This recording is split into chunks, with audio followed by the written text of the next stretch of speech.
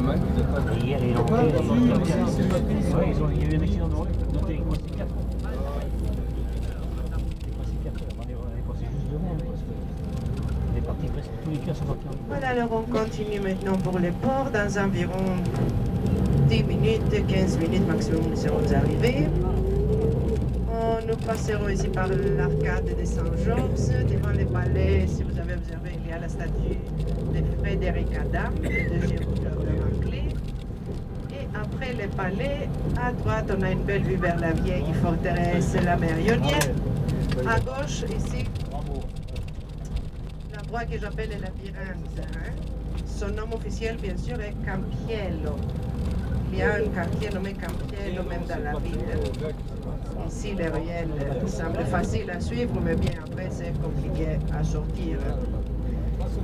Nous sommes sur la rue nommée Muraglia. Regardez à gauche ici le nom du restaurant, Muraglia. Par les mots français, muraille, car nous sommes en ce moment sur les murailles de la vieille ville. Il faut imaginer que passé la ville médiévale était fortifiée, toute la région entre les deux forteresses était fermée et fortifiée pour compléter la défense. Et après ces virages, nous allons voir la deuxième forteresse qu'on appelle la Nouvelle, car elle est plus récente que la vieille, construite à la fin du XVIe siècle pour renforcer la défense de cette région.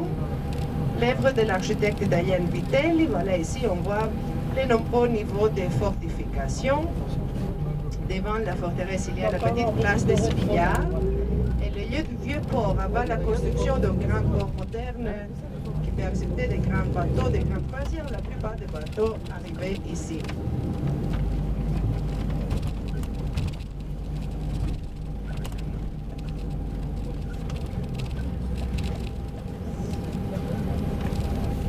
Quand nous allons approcher les murailles de cette forteresse, nous allons voir une de ses entrées qui est ornée avec l'emblème de Venise, le lion de San Marco, le lion qui porte des ailes.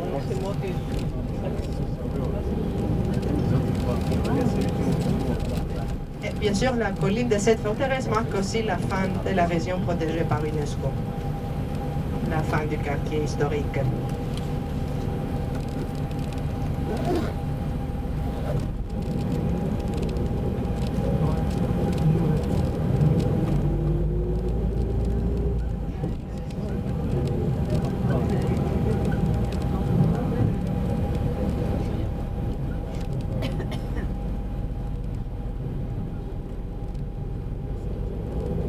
Tout droit ici, il y a en plus un bâtiment britannique qui était pour les soldats au passé. De nos jours, c'est un département de la flotte grecque à Corfou. Et voilà là à gauche l'entrée avec les lions de San Marco. En plus, une statue là à gauche dédiée à la résistance grecque pendant la Seconde Guerre mondiale.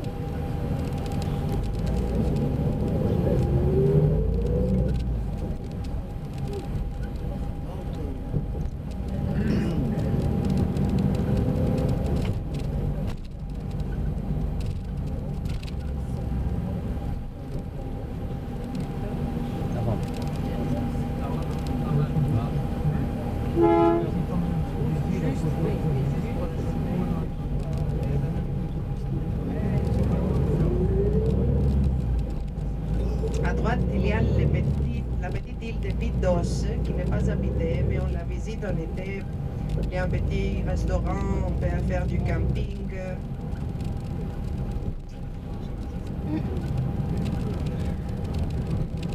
Et voilà de nouveau au quartier du port. Alors toujours à la fin des excursions, nous sommes obligés de laisser tous les visiteurs devant les bâtiments du port pour un bref contrôle de sécurité. C'est très simple, il faut seulement montrer de nouveau la carte postale. Et vous traverserez les bâtiments et après vous pourriez continuer jusqu'au bateau ou à pied, si vous préférez promener un peu, ou avec une navette gratuite. Il y a des